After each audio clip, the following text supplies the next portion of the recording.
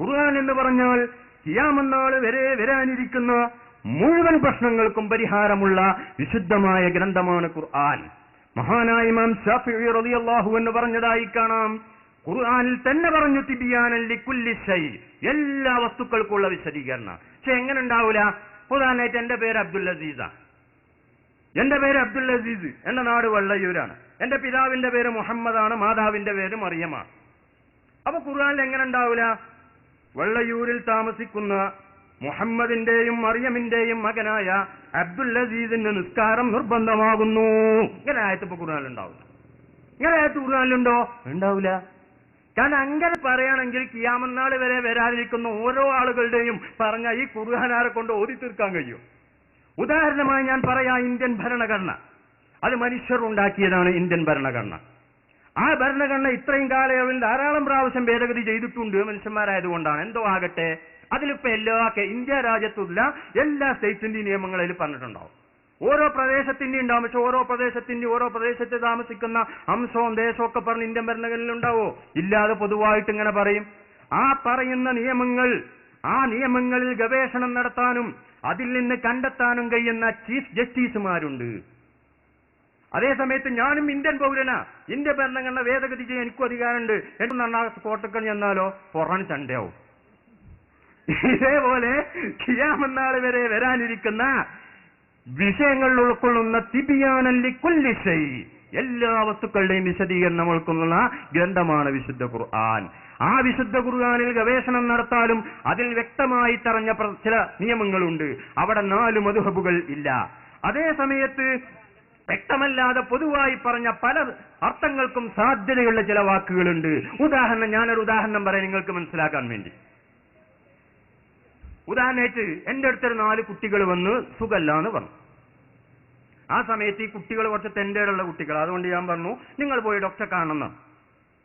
അപ്പൊ ഈ 4 കുട്ടികളും ചിന്തിച്ചുണ്ട്, ഉസ്താദ് ഡോക്ടറെ കാണണം എന്നല്ലേ പറഞ്ഞിട്ടുള്ളൂ, അതുകൊണ്ട് രോഗം വേഗത്തിൽ സുഖായ നല്ലത് അലോപ്പതിയ എന്ന് പറഞ്ഞ ഒരാൾ അങ്ങോട്ട് പോയി അലോപ്പതി ഡോക്ടറെ പോയിക്കൊണ്ട്. മറ്റൊരാള് കഴിക്കാൻ സുഖം ഹോമിയോ മനസ്സിലാക്കിയിട്ട് ഒരാൾ ഹോമിയോ ഡോക്ടറെ പോയി കണ്ടു. മറ്റൊരാള് ഇംഗ്ലീഷ് മരുന്ന് കുടിച്ചാലൊക്കെ കേടാണ്, അതുകൊണ്ട് നല്ലത് യുനാനിയാണെന്ന് വിചാരിച്ച് ഒരു കുട്ടി അങ്ങോട്ടും പോയി. മറ്റൊരു കുട്ടി ആയുർവേദിക്കാണല്ലേ മനസ്സിലാക്കിയിട്ട് അവിടെയും പോയി. ഈ 4 കുട്ടികളും എന്റെ അടുത്ത് വന്നു. ഞാൻ ചോദിച്ചു, നിങ്ങൾ ഡോക്ടറെ കണ്ടോ? കണ്ടു. നീ ആരെ കണ്ടത്? ഈ കുട്ടി പറഞ്ഞു, വേഗം സുഖാവസ്ഥാതെ നല്ലത് അലോപ്പതിയാണ്, അതുകൊണ്ട് ഞാൻ അങ്ങോട്ട് പോയി. മറ്റൊരാൾ പറഞ്ഞു, ഉസ്താദെ കഴിക്കാൻ രസം ഹോമിയാണ്, അതുകൊണ്ട് ഞാൻ അങ്ങോട്ട് പോയി.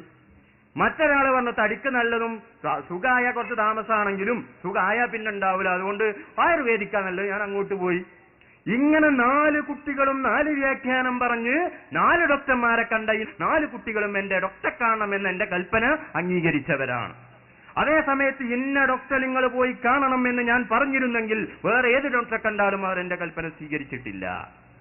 ഇതുപോലെ പല ആർക്ക് സാധ്യതകളുള്ള ചില കാര്യങ്ങൾ വിശുദ്ധ ഖുർആനിലുണ്ട്. ആ സ്ഥലങ്ങളിൽ ഗവേഷണം നടത്താൻ യോഗ്യതയുള്ള ഇന്ത്യൻ ഭരണഘടനയിൽ ഗവേഷണം നടത്തി നിയമം കണ്ടെത്തുന്നത് പോലെ അതിന് യോഗ്യരായ ചീഫ് ജസ്റ്റിസുമാരുണ്ട്. അവിടെ ഞാനും മുസ്ലിം എന്നെ എന്റെ ഖുർആനാണെന്ന് വിചാരിച്ച് നമുക്ക് നടത്താൻ പറ്റുമോ? പറ്റൂല. കാരണം അതിന് ചില യോഗ്യതകളും ചില പക്വതകളും ചില ഭാഗതകളും ചില നിയമങ്ങളും ഉണ്ട്. ആ നിയമങ്ങളുള്ളവർക്ക് അതിന് സാധിക്കൂ. ഇതുകൊണ്ടാണ് ചില വിഷയങ്ങളിൽ 4 മദ്ഹബുകൾ ഉണ്ടാകാനുള്ള കാരണം.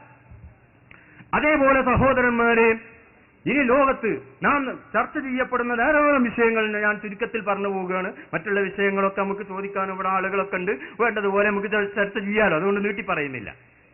അങ്ങനെ അതുപോലെ തന്നെ ഇനി മറ്റൊരു വിഷയം പറയുകയാണെങ്കിൽ സ്ത്രീ ജുമാ ജമാഅത്ത്. എന്താണ് ഈ സ്ത്രീ ജുമാ ജമാഅത്തിൽ? സ്ത്രീ ജുമാ ജമാഅത്ത് എന്ന് പറഞ്ഞാൽ ഇസ്ലാമിന്റെ ആദ്യ കാലഘട്ടത്തിൽ അന്നത്തെ സാഹചര്യങ്ങളും സന്ദർഭങ്ങളും നമ്മൾ മനസ്സിലാക്കണം. അന്ന് വളരെ ന്യൂനപക്ഷം ആളുകളാണ് ഇസ്ലാം സ്വീകരിച്ചത്. അന്ന് കൂടുതൽ നിയമങ്ങളോ ചട്ടങ്ങളോ രംഗത്ത് വന്നിട്ടില്ല. കള്ളുകുടി വരെ ഹറാമാക്കിയിട്ടില്ല. ഘട്ടം ഘട്ടമായിട്ടാണ് കള്ളുകുടിയൊക്കെ ഹറാമാക്കിയത്. കാരണം അന്ന് നമ്മൾ ഉദാഹരണം പറയുകയാണെങ്കിൽ നബി സല്ലല്ലാഹു അലൈഹി വസല്ലമ തങ്ങൾ പ്രബോധനം തുടങ്ങി അവസാനിക്കുന്നത് വരെയുള്ള കാലത്തെ ഒരു മനുഷ്യനായി ചിത്രീകരിക്കാം. എന്നാൽ ആ മനുഷ്യന് കുട്ടിക്കാലുണ്ടാവും. കുട്ടിക്കാലത്ത് കൂടുതൽ നിയമങ്ങളൊന്നും ഉണ്ടാവില്ലല്ലോ. സുഖമായിട്ട് നമ്മളൊക്കെ തൊട്ടിയിലും അതുപോലെ ബെഞ്ചിലൊക്കെ കാഷ്ടിക്കും മൂത്രയിക്കുകയും ചെയ്തു. അന്ന് അതിന് തടസ്സങ്ങളൊന്നുമില്ല. അതേ സമയത്ത് കുറച്ചുകൂടെ തന്നപ്പോഴേ ഇനി ഇവിടെ പറ്റൂല, പുറത്തിറങ്ങണം നിയമം വന്നു. കുറച്ചുകൂടെ കഴിഞ്ഞപ്പോൾ ഇനി അകത്തും പറ്റൂല, പുറത്തേക്ക് ഇറങ്ങണം എന്നായി. കുറച്ചും കൂടെ കഴിഞ്ഞപ്പോൾ ഇനി പുറത്തും പറ്റൂല, കക്കൂസിലേക്ക് പോകണം, നിയമങ്ങൾ ഇങ്ങനെ മാറുകയാണ്. അതേപോലെ ഇസ്ലാമിന്റെ ആദ്യ കാലഘട്ടത്തിൽ കൂടുതൽ സ്വാതന്ത്ര്യങ്ങളോ മറ്റോ ഇല്ലാത്തത് കൊണ്ട് വളരെ പരിമിതമായ നിയമങ്ങളാണ് അന്ന് ഉണ്ടായിരുന്നത്. 23 കൊല്ലക്കാലം കൊണ്ടാണ് ഇസ്ലാമിക നിയമങ്ങൾ ഇവിടെ പൂർത്തിയാക്കിയത്. അത് ഹജ്ജത്തുൽ വദാഇൽ അൽയൗമ അക്മൽതു ലക്കും ദീനക്കും വഅത്മംതു അലൈക്കും നിഅമതി വറദിതു ലക്കും അൽ ഇസ്ലാമ ദീന എന്ന് പറഞ്ഞ് വിശുദ്ധ ഖുർആൻ പൂർണ്ണമായി. അപ്പോൾ ഈ ആദ്യഘട്ടത്തിൽ നടന്ന സംഭവങ്ങളും ഹദീസുകളിൽ കാണാം. അന്ന് അന്യ ആണും പെണ്ണും പരസ്പരം കാണാൻ പാടില്ല എന്ന നിയമമില്ല. അതേപോലെ തന്നെ ഒരു പാത്രത്തിൽ അന്യ ആണും പെണ്ണും ഭക്ഷണം കഴിക്കാൻ പാടില്ല എന്നുള്ള നിയമമില്ല. ആയിഷാ ബീവി പറഞ്ഞ ഹദീസ് കാണാം, ഭക്ഷണം കഴിക്കുമ്പോൾ എന്റെയും ഉമർ ഇബ്നുൽ ഖത്താബിന്റെയും കൈ തമ്മിൽ തട്ടിയിരുന്നു, ഞങ്ങൾ ഒന്നിച്ചൊരു ഹൗദിൽ നിന്ന് ഒന്നുവെടുത്തിരുന്നു. ഇങ്ങനെ ധാരാളം ഹദീസുകൾ നമുക്ക് കാണാം. ആ സമയത്തുള്ള നിയമങ്ങൾ പിന്നത്തേക്കും ഈ കുട്ടിക്ക് പ്രായപൂർത്തി എത്തിയതിന് ശേഷവും ബാധകമാണ് എന്ന് പറയുന്നത് ഏറ്റവും വലിയ വിഡ്ഢിത്തമാണ്. അതുപോലെ തന്നെ സഹോദരന്മാരെ, ഇനി ഓരോ വിഷയങ്ങൾ നാം എടുത്ത് പരിശോധിച്ച് നോക്കിയാലും അതിന്റെയൊക്കെ യാഥാർത്ഥ്യത്തിലേക്ക് ഇറങ്ങിച്ചെല്ലുമ്പോഴാണ് ഈ പറഞ്ഞത് എന്താണെന്ന് നമുക്ക് മനസ്സിലാകും. അതുപോലെ ഇന്നുള്ള ആയത്തുകളും ഹദീസുകളും വെച്ചുകൊണ്ട് നമ്മൾ ഗവേഷണം നടത്തേണ്ട തിരിഞ്ഞാലോ, ഓരോ ആയത്തുകൾക്കും ചില സമയങ്ങളും സന്ദർഭങ്ങളും ഉണ്ടാകും. ഈ സമയങ്ങളും സന്ദർഭങ്ങളും തിരിയുമ്പോഴാണ് ഈ ആയത്തിൽ പറഞ്ഞത് എന്താണെന്ന് നമുക്ക് വ്യക്തമാകാം. ഉദാഹരണം പറഞ്ഞാൽ, ഒരു ഉസ്താദ് ക്ലാസ്സിൽ വന്ന് പേനയെടുത്ത് കുട്ടിയോട് പറഞ്ഞു പട്ടിക എടുക്കൂ എന്ന് പറഞ്ഞു. അപ്പോൾ എടുക്കേണ്ട പട്ടിക ഹാജർ പട്ടികയാണ്. അതേസമയത്ത് ആശാരി ആണിയും ചുറ്റികയുമായി ഒരാളോട് പട്ടിക എടുക്കൂ എന്ന് പറഞ്ഞാൽ അവിടെ എടുക്കേണ്ട പട്ടിക ഹാജർ പട്ടികയല്ല, കഴുക്കോലിൽ അടിക്കുന്ന പട്ടികയാണ്. രണ്ടു സ്ഥലത്തും പട്ടിക എടുക്കൂ എന്നാ പറഞ്ഞ്. ഇതുപോലുള്ള പ്രസ്താവനകൾ ആയത്തുകളിലും ഹദീസുകളിലും കാണും. ഇവിടെയുള്ള പട്ടിക എന്ത്, അവിടെ പറഞ്ഞ പട്ടിക എന്ത്, അത് സമയവും സന്ദർഭവും തിരിയുന്ന ആൾക്കേ തിരിയൂ. ഉദാഹരണമായി ഞാൻ പറയാം, ഇന്ന് നമ്മുടെ പത്രത്തിൽ വന്ന ഒരു വാർത്ത എന്തോ ആകട്ടെ, ആ വാർത്തയെ കുറിച്ച് ഇന്നുള്ള ആളുകൾക്ക്, പത്രം നോക്കുന്ന ആളുകൾക്കും ഒക്കെ വ്യക്തമായി അറിയാം. അതേസമയത്ത് ഈ പത്രം 1500 കൊല്ലം നാം സൂക്ഷിച്ചു വച്ചു. എന്നിട്ട് 1500 കൊല്ലം കഴിഞ്ഞിട്ട് വരുന്ന ഒരാൾ ഈ പത്രം എടുത്തു നോക്കിയാൽ ഈ വാർത്തയെക്കുറിച്ച് അയാൾക്ക് വല്ലതും പ്രതികരിക്കാൻ കഴിയുമോ? കഴിയണമെങ്കിൽ ഇന്നുള്ള ആൾ എഴുതി വെക്ക ചരിത്രം ലഭ്യമാകണം. അല്ലാതെ വ്യക്തമായ ഒരു തീരുമാനവും അദ്ദേഹത്തിന് പറയാൻ കഴിയില്ല. ഈ നിലക്കുള്ള ഒരു സ്വഭാവം ആയത്തുകൾക്കും ഹദീസുകൾക്കും ഉണ്ടാകും. അതിന്റെ സമയമെന്ത്, സന്ദർഭമെന്ത്, ഈ സമയവും സന്ദർഭവും തിരിയുന്നവർ സഹാബത്തും ആ സഹാബത്തിൽ നിന്ന് നേരിട്ട് ദീൻ പഠിച്ച താബികളും അവരിൽ നിന്ന് പഠിച്ച താബിയങ്ങളും അവർക്കറിയുന്നത് പോലെ 1400 കൊല്ലങ്ങൾക്ക് ശേഷം വന്ന ഒരാൾക്കത് പറയാൻ കഴിയില്ല എന്നത് ഏത് ബുദ്ധിയുള്ളവനും മനസ്സിലാക്കാൻ കഴിയും. അതുകൊണ്ടാണ് 4 മദ്ഹബിന്റെ മഹാന്മാരായ ഇമാമുകൾ, ഇമാം അബൂ ഹനീഫ റഹ്മഹുല്ലാഹ്, അദ്ദേഹത്തിന്റെയും നബി തങ്ങളുടെയും ഇടക്കുള്ളത് 1 or 2 ആളുകളാണ്. 2 ഉസ്താദുമാർ അല്ലെങ്കിൽ ഒരു ഉസ്താദ്, 7ഓളം സഹാബിമാരെ അബൂ ഹനീഫ ഇമാമ കണ്ടായി ചരിത്രത്തിൽ കാണാം. അപ്പൊ നേരെ ഉസ്താദിന്റെ ഉസ്താദ് റസൂലുള്ളയാണ് അബൂ ഹനീഫ തങ്ങളുടെ. അതേ സമയത്ത് ഇമാം മാലിക് റളിയല്ലാഹു അൻഹുവിന്റെ ഉസ്താദിന്റെ ഉസ്താദ്, അതായത് മാലിക് റളിയല്ലാഹു അൻഹുവിന്റെ ഉസ്താദ് നാഫിഉ, അദ്ദേഹത്തിന്റെ ഉസ്താദ് അബ്ദുല്ലാഹി ഇബ്നു ഉമർ, അദ്ദേഹത്തിന്റെ ഉസ്താദ് റസൂലുള്ളാഹി.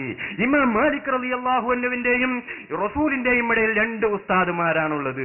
ഇമാം ഷാഫിഈ റളിയല്ലാഹു അൻഹുവിന്റെയും റസൂലിന്റെ ഇടയിൽ 3 ഉസ്താദുമാരാണുള്ളത്.